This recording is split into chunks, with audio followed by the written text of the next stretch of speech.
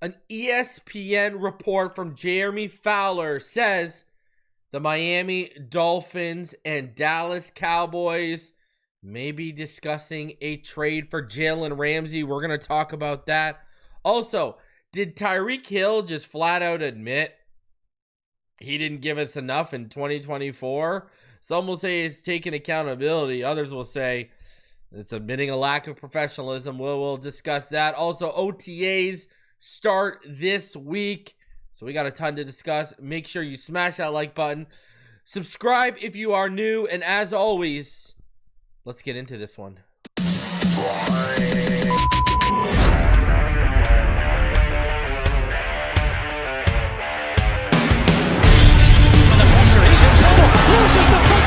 Touchdown! You have got to be kidding me. Jalen Waddle has a Dolphin touchdown. And he will score! Field down the near side, man open, touchdown!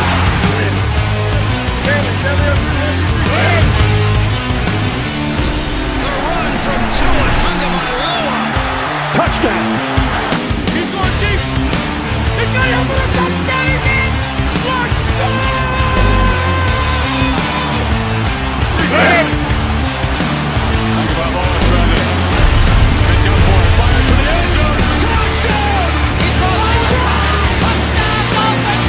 Beautiful day to be a Dolphin fan. Let's go!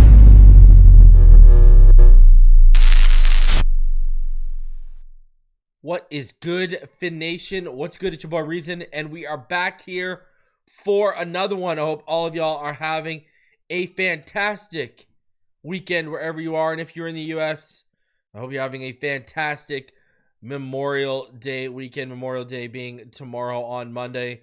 I hope you guys are enjoying the burgers, the dogs, whatever you're doing out there.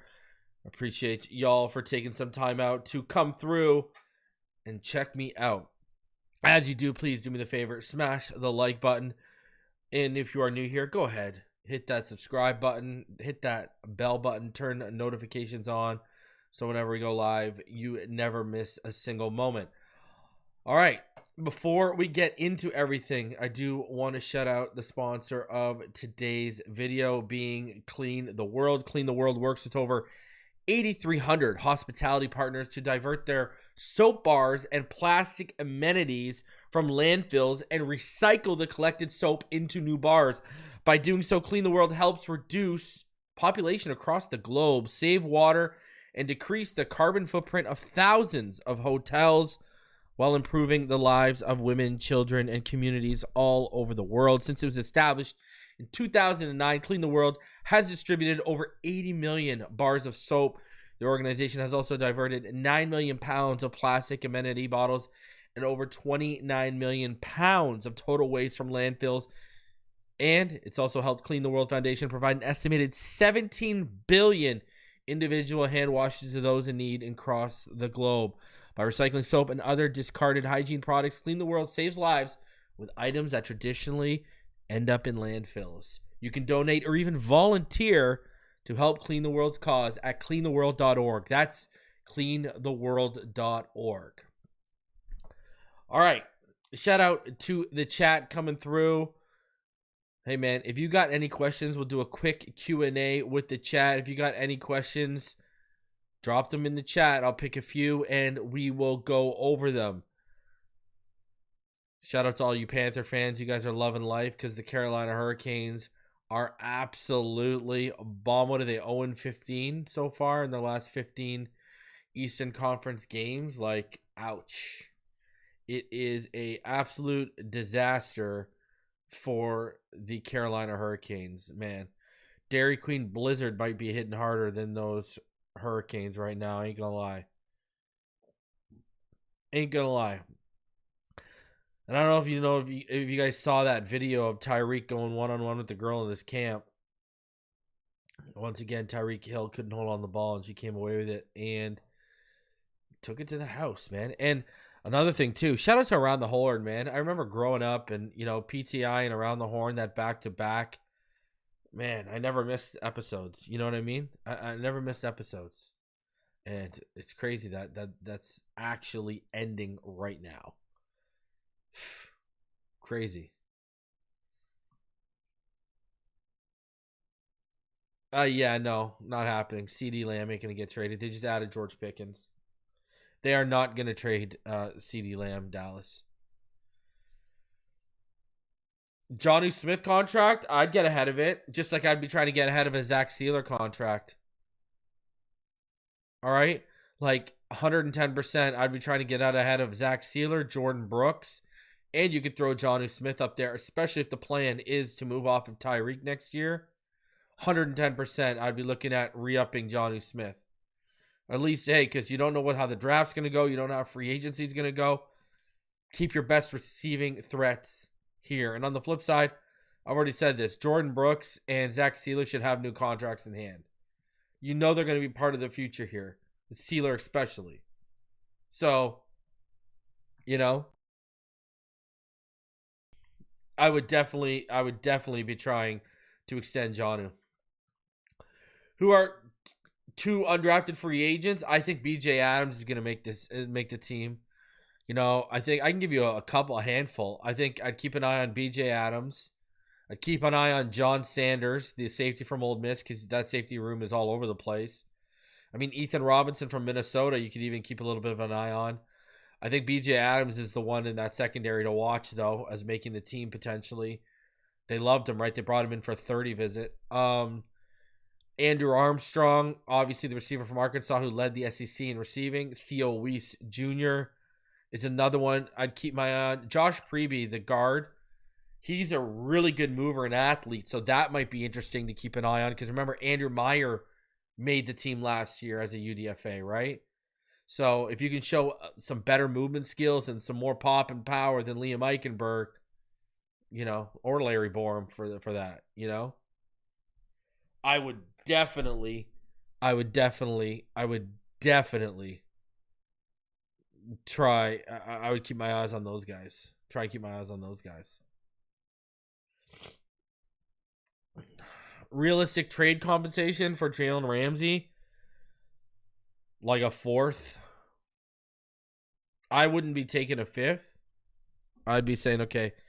And if you do get the right amount of bidders and an injury happens post June 1st, you might be able to stretch that into a third. But fifth, I'd go fourth would be realistic for me right now.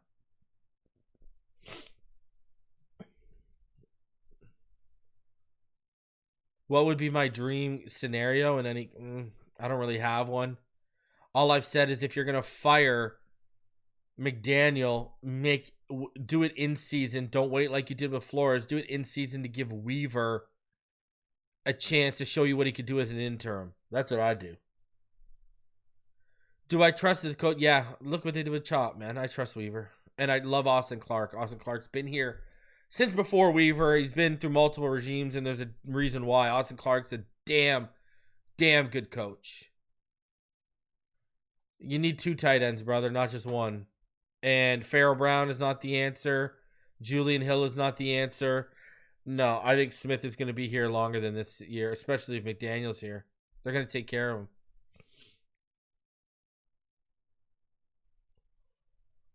I think you need to do something. Like, I think if he did something post June 1st, if it was like super major, I wouldn't even be shocked if they just ate the money and said peace.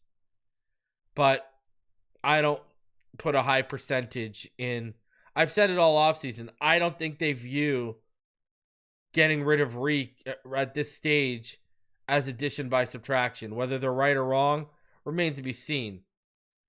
But I just don't think they view it as that, especially with how desperate they are. I'll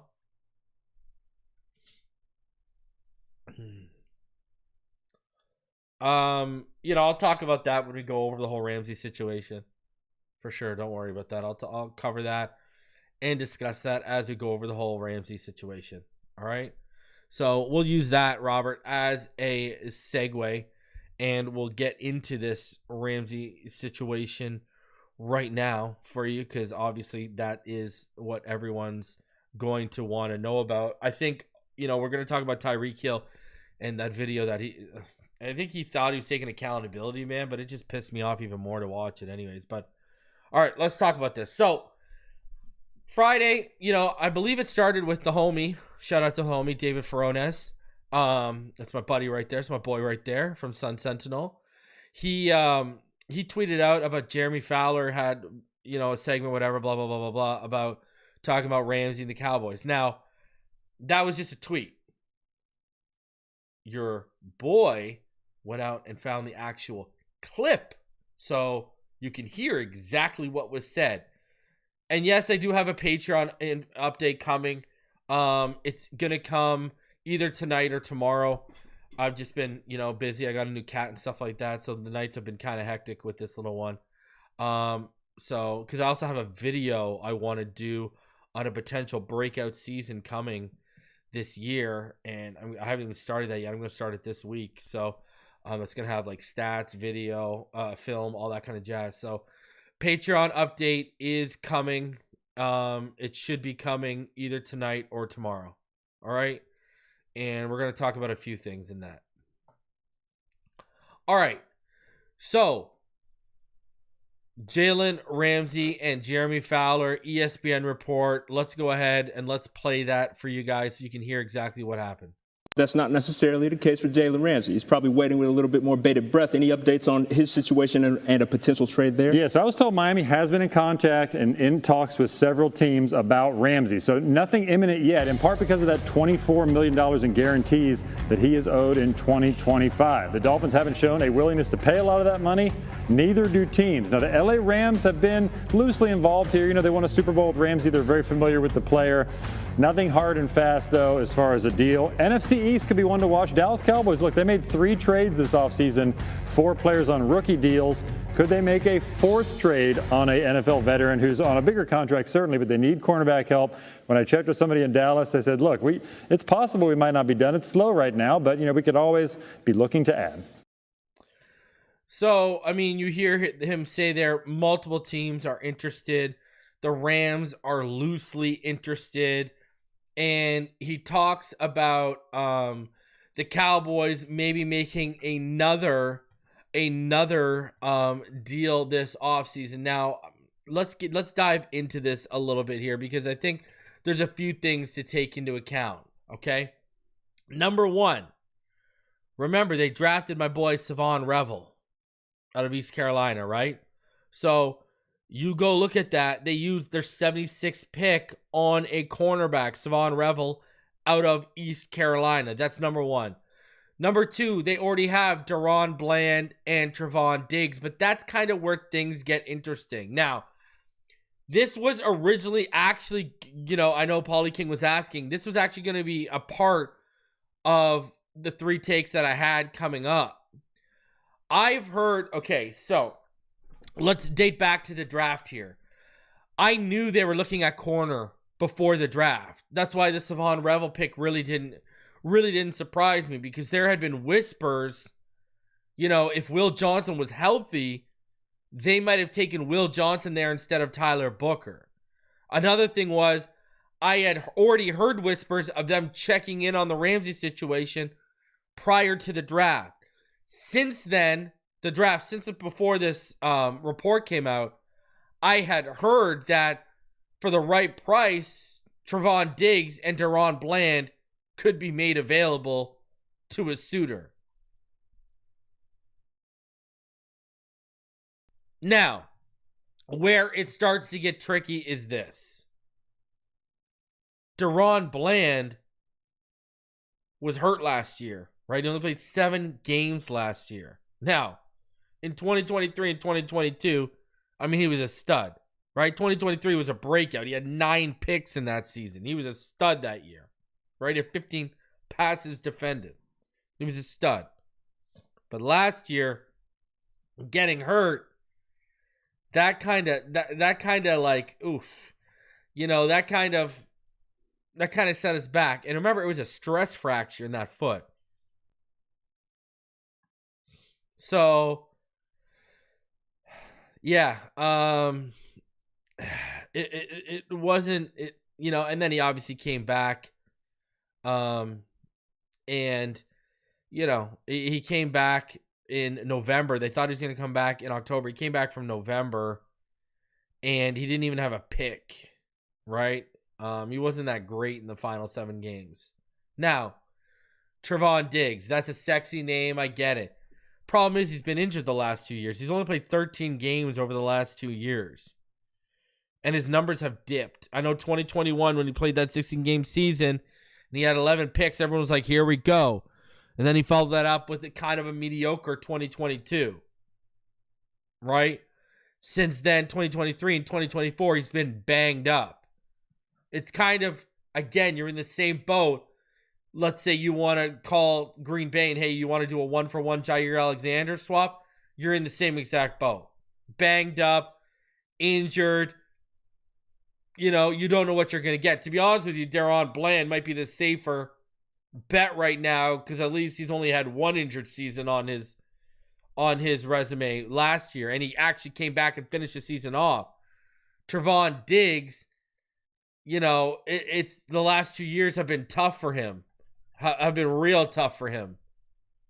Right? And yeah, he had, in 2024, he had season-ending, he had knee surgery.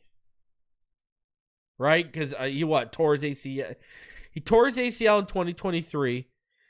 And then in December 2024, he had an injury on the same exact knee. Trevon Diggs is honestly someone I would not touch. Pause.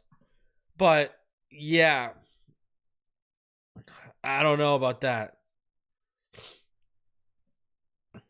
When you tear your ACL and then that same knee, now you have another injury on it again. I don't know, man. I don't know. That would be very, very, very, very worrisome for me, and I'd be very cautious with that. Because Trevon Diggs, man, right now, with that much,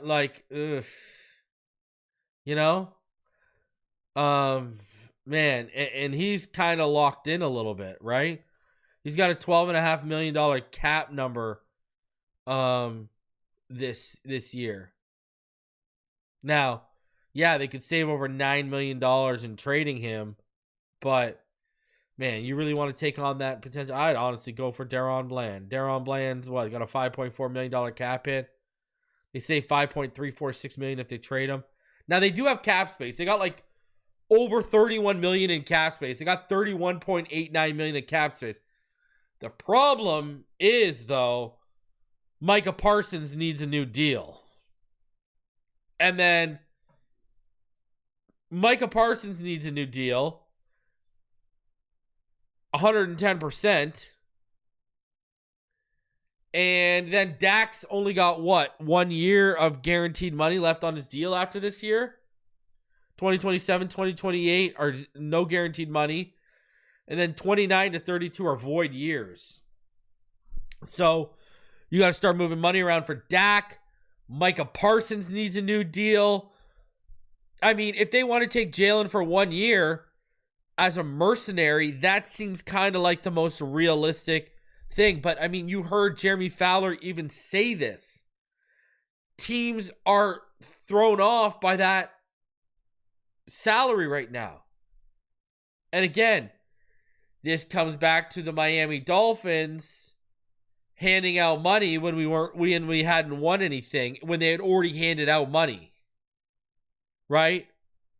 Waddle hadn't got money yet. Tua hadn't got money yet. Jalen Ramsey had gotten money.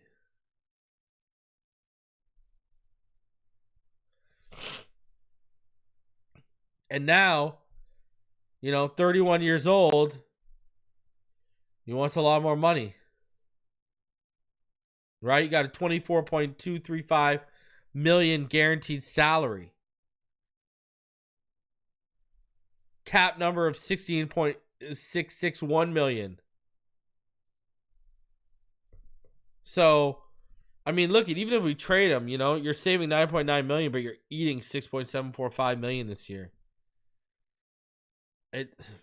That money, man. That new money you gave him is kind of biting you in the behind a little bit right now. And teams are looking at it like, the guy's 31, okay? Like, let's be real here. He's 31. And listen, I don't think he was terrible like some people will try and make him out to be last year. But I will say, it was clearly obvious he was losing a step and he was trailing more than we had seen in previous years, and that's a problem. Like, that is a serious problem. Because what are you going to be at when you're 32? What are you going to be at when you're 33? And I guarantee if that wasn't on tape, you'd probably have a lot more people willing to pony up the asking price. But the problem is, it is on tape.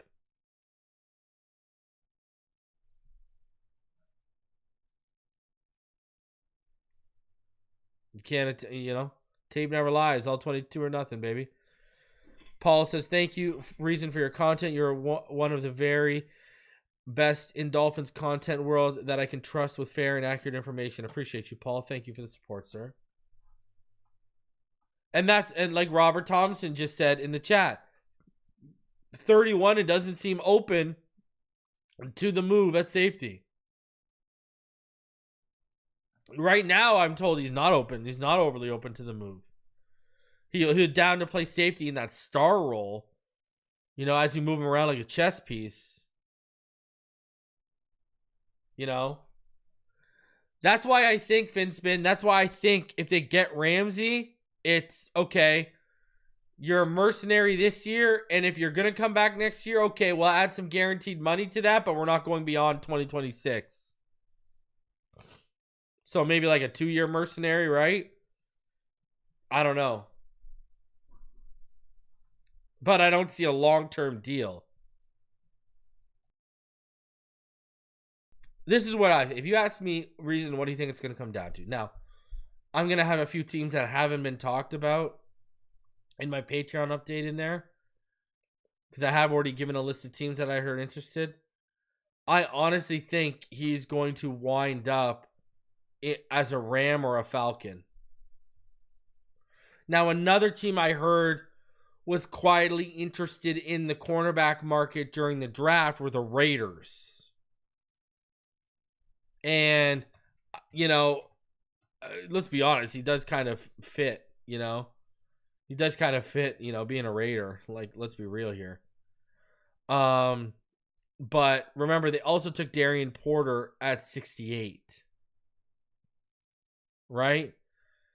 So,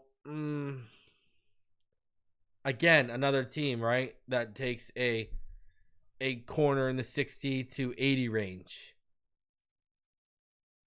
Sure, they could use them 110%, but I don't know how realistic that is.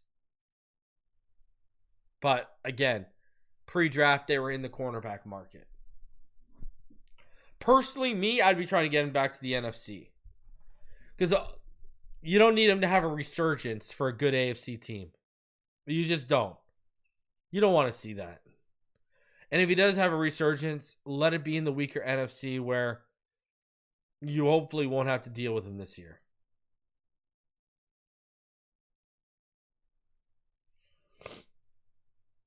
I don't know if he has a no trade clause, but I think you might be able to say he has veto power because he's represented by Athletes First. And we all know how it goes with Athletes First, right? They make sure their players get what they want, whether it's trade destination or money. Remember, he kind of forced his way to Miami. Do the research. Check back in your memory banks. He used Athletes First, and they leveraged him to Miami. He got what he wanted. Who's to say he's not going to try and pull the same? Now, the thing that comes with that is, I had to look at that Bengals logo for a second there. The thing that, and sorry, I look like that because I just did something to my neck. The thing that comes with all of that is Greer's relationship with Athletes First. Is he going to say, you know what, I'm not giving you what you want? I hope he does. Get what's best for the team, not what's best for Jalen if you don't want to be here. And I like Jalen. But get what's best for the team. It's not like he's been here for 10 years and we owe him one. because he took us to a Super Bowl, you know? I don't think he gave up on Miami. I think he gave up on McDaniel. I know he loves Weaver. I've heard he loves Weaver. Like, put it this way. If they fired McDaniel last year and Weaver got made the interim coach and they kept him on, we might not even be in this problem right now with Ramsey. I know some people don't want to hear it, but that's a objective, honest opinion right there. It is what it is. Not every player is going to vibe with the coach. And you could see it in year one a little bit too. Just watch Hard Knocks, how Ramsey's looking at him.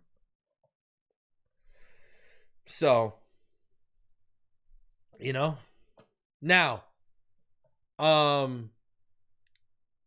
over on Bleacher Report, they had one move every team should make. And with Ramsey on the way out, the move that they said the Miami Dolphins should make is signing Shaquille Griffin. According to NFL Network's Cam Wolf, the Dolphins will part ways with the cornerback Jalen Ramsey. That happens, Miami would have a glaring need in the secondary. Storm Duck and Cam Smith are the top two boundary corners behind Ramsey on the roster. In 2024, Duck appeared in 14 games, started in 3, and allowed a 100.2 passer rating and coverage. Smith has yet to log an NFL start. Griffin can only fill a void in the Dolphins' pass coverage. Last year, he allowed a 75.8 passer rating while only giving up 2 touchdowns in a rotational role with the Minnesota Vikings. He would be Miami's top cornerback, assuming the team moves on from Ramsey. You know, I mean, okay, cool. You know, there's guys out there like I would prefer. You know, obviously I think we could all admit if he passes a medical, we'd all prefer Asante Samuel Jr. You know, Shaquille Griffin and Rasul Douglas kind of fall in the same tier as me. You know, I'd be okay with it, but I'd be okay with it if they were number 2. As a number 1, oh boy. You know? Even like, I know Stephon Gilmore, man, it's not 5 or 6 years ago. I wouldn't want him to come in and say, hey, be the number 1. You know, like, that just doesn't appeal to me. Like, I've said it all. I'm the one who's been saying it first all offseason, and I'll say it again. Trade for Jalen Watson. I've been talking about this all offseason. That's what I'd be looking into. I'm not going to lie. I'd be looking into a trade for Jalen Watson. If you can get a corner like that, perfect. Perfect. Like, I know Mike Hilton is another really good corner out there, but okay.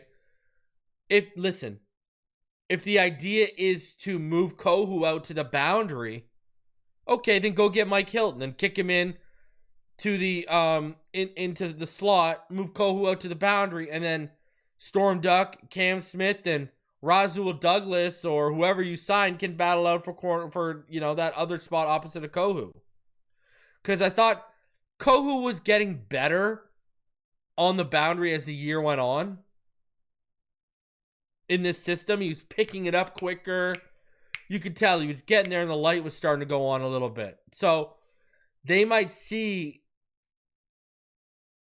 you know, it as worthy of a continued development based on the film they saw last year with Kohu, putting him out on the boundary a little bit more. Or as, you know, out on the corner a little bit more.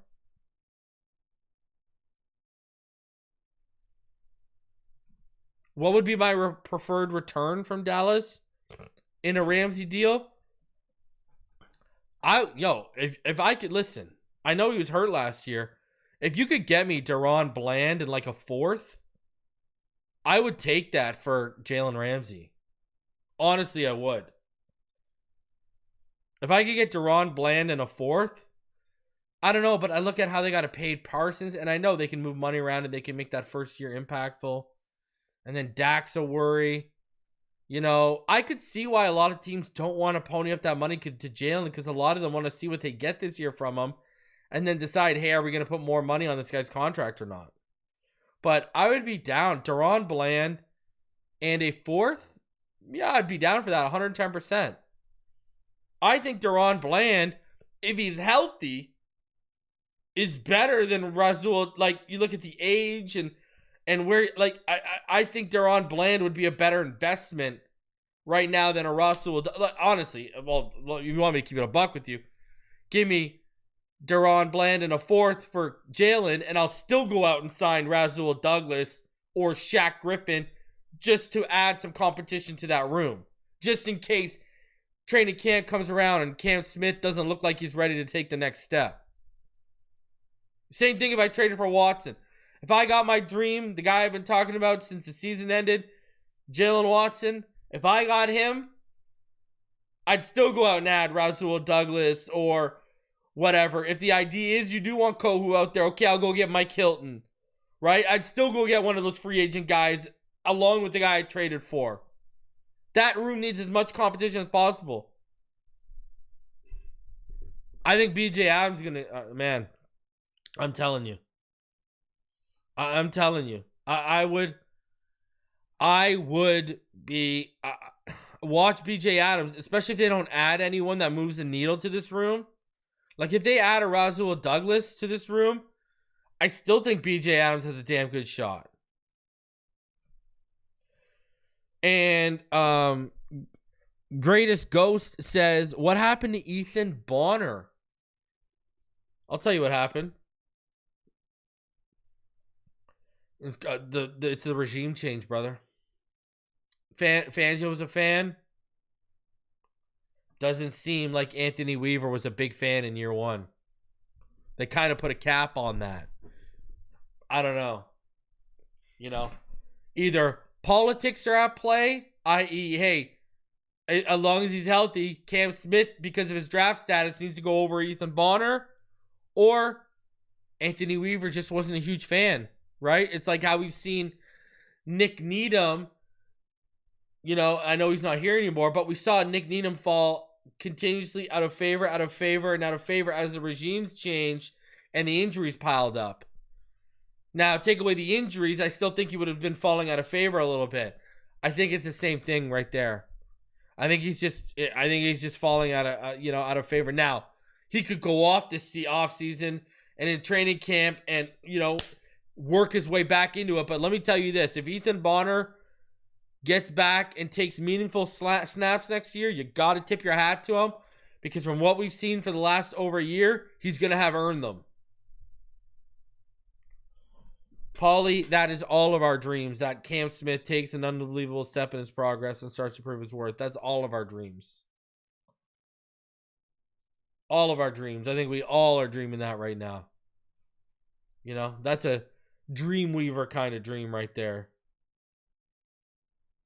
So, but yeah, corner is just such a crapshoot right now. I wouldn't, if you trade for one, I'd double up, get a cheap veteran and throw him in the room and see what happens.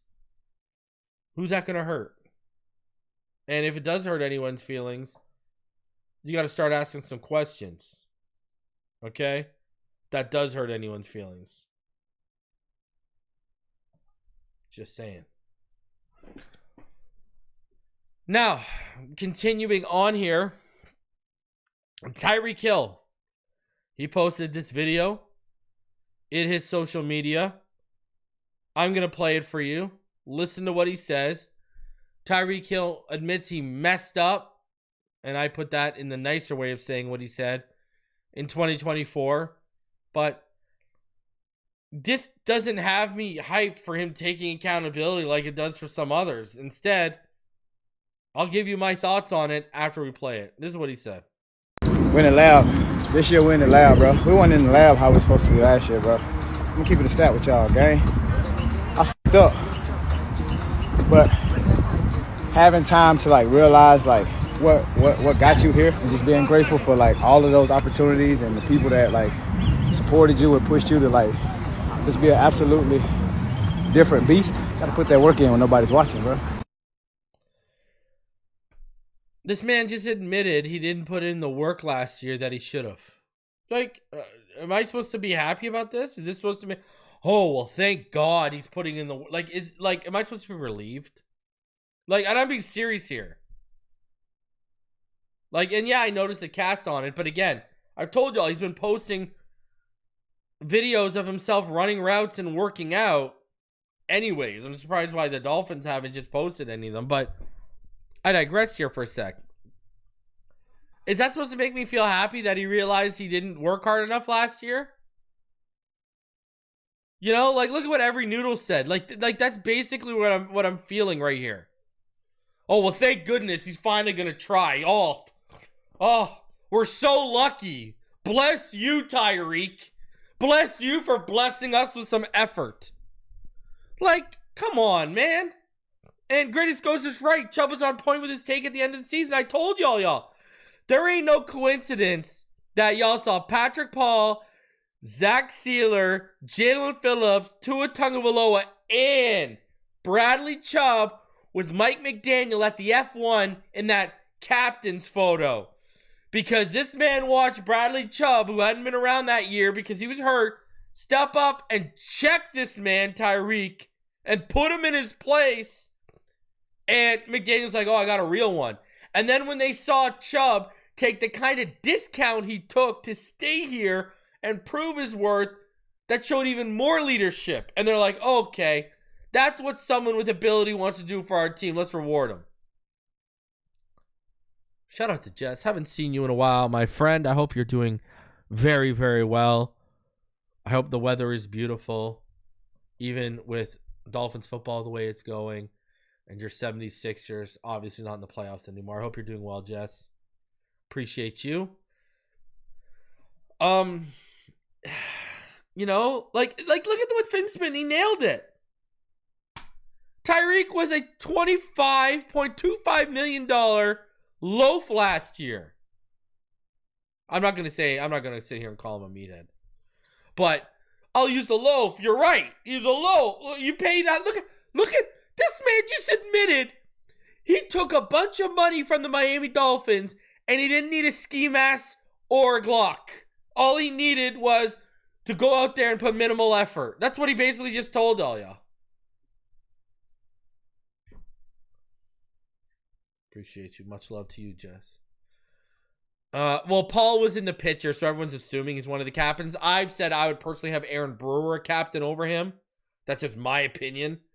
But he was in like the captain's photo, so everyone was like, oh, he's a captain. But I would probably Brewer over him.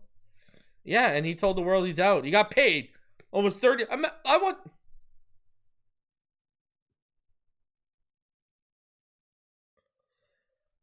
Look at this. Who cares? I'll tell you who cares. Richmond Webb, when he came up here and he said, you can't trust this guy anymore. You got to move off of him. I'll tell you. Players care, bud.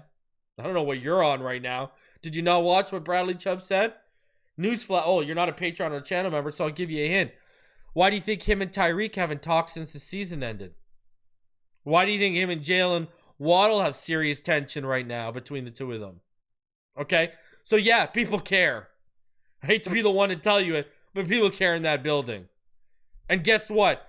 If he didn't have a contract that was immovable, the Dolphins would have shown you he'd cared because his ass would have been out of here. That's basically it. I'd be down for Jordan Brooks as a captain 110%. See, 110. And so, Greatest Ghost, let me ask you this. Okay? Even if you make 150K a year, even if you make 200K a year, let's even put people on that upper echelon. How is someone going to feel like, never mind the people that make like 50 to 70 or 80 a year, okay? These people sitting here watching a guy who makes over $25 million a year basically taking a stance of what you just said. Think about that for a second. But bless the heavens, he's grateful now. Bless the heavens that blessed us. Oh, thank you, Lord. Like, come on, man. Am I supposed to be happy about this? Am I supposed to do, like, backflips and cartwheels? Come on, man. Yay, he told me he's going to give me some effort this year. Woo! Like, that should go without even saying, man. You're making that kind of money, man, 110% effort is the minimum you should be given in life. It's crazy. Man. But, hey. He's driven his trade value into the gutter. You know?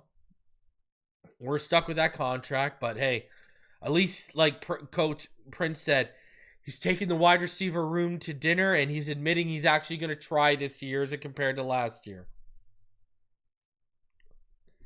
Man, is this where we're at right now? Where this is the stuff? Like, we are, you know, the bare minimum is supposed to get me excited. The bare minimum is supposed to make me go hurrah. Come on, bro. Like, come on. Unbelievable. All right, and this week, I know it's Memorial Day on Monday, but the Dolphins, they're going to be getting back to work on Tuesday. Organized team activities begin May 27th, when the team will start to come together for more complete practices. First handful of sessions are voluntary, ramping up to mandatory OTAs on June 10 to 12th. Here are the dates for 2025 minicamp. Tuesday the 27th, Thursday the 29th, Friday the 30th, Monday, next Monday, June 2nd, next Tuesday, June 3rd, Thursday, June 5th. And then the mandatory minicamp is Tuesday, June 10th to Thursday, June 12th. Okay? Now, I'm going to put it out there just so people aren't like, oh, what's going on? Jalen Ramsey is not expected to show up for this stuff. Now, if he does show up for it, like, you know, wow, you know, slap my butt and call me Charlie. I'll be, I mean, that'll be what's going on here. I don't expect him to show up for these. You shouldn't expect Jalen Ramsey to show up for this stuff either. In fact, you know, mandatory minicamp starts June 10th, 11th, and 12th. He's probably going to be gone by that time just so he can't be fined for not showing up to mandatory minicamp.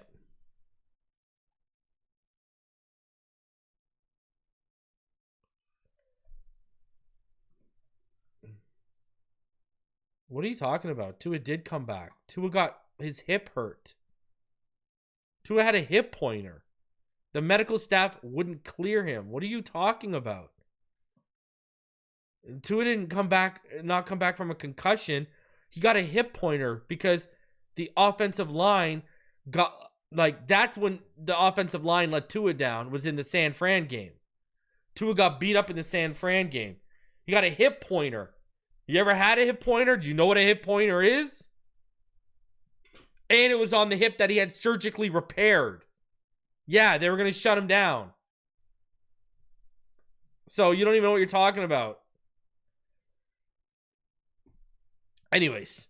And then just so you guys know, like, after OTAs, obviously, you know, those are going to wrap up in June. But then after that, then we are going to have training camp. And training camp last year started at the end of July. It started like July 28th. Right? Now, the NFL preseason begins on July 30th, but the first full week of preseason games is the week of August 7th, right? Because Thursday, August 7th kicks off the first full week of preseason games. So we're coming up, man. We're coming up, right? July, we'll be getting into training camp. May into the beginning of June. It's only going to probably get slow there after minicamp ends on June 12th. So June 13th to like July 20 something will be pretty slow. That'll be your dead period or whatever. But man, you know, we still got some ramping up, and we can expect some Ramsey news in the middle of all this too, right? And then on top of that, we can expect something to happen for them to, you know, fill the void that Ramsey's going to leave. Now, are they going to be able to fill it completely talent-wise? No. Like, they're not going to find another Jalen Ramsey right now. But you know, we still do have some things on the horizon, right? The Ramsey trade, you know, the search and eventual addition to fill the void left by Ramsey, OTAs, minicamp, mandatory minicamp. So a lot of stuff coming your way. All right, guys, do me a favor. Smash the like button. Over 300 of you in the room on this beautiful Sunday. Smash the like button. Subscribe if you are new. I appreciate each and every one of you coming out here. Patrons and channel members, you can expect an update coming to you either tonight or on Memorial Day, all right? Smash that like button. Fins up all day, every day. Appreciate each and every one of you. And I will see each and every one of you on the next one. Fins up, baby. Love y'all. Have a fantastic rest of your morning, afternoon, evening, night, whatever time it is, wherever you are. I hope you're having a fantastic day.